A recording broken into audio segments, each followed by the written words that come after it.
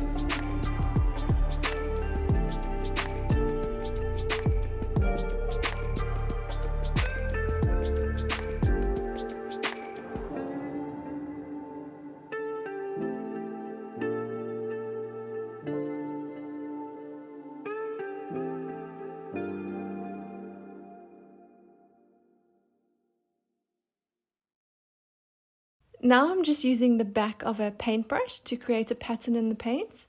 I just like the size of this end of the paintbrush, which is why I'm using it, but you could use whatever you feel will create the lines that you're looking for.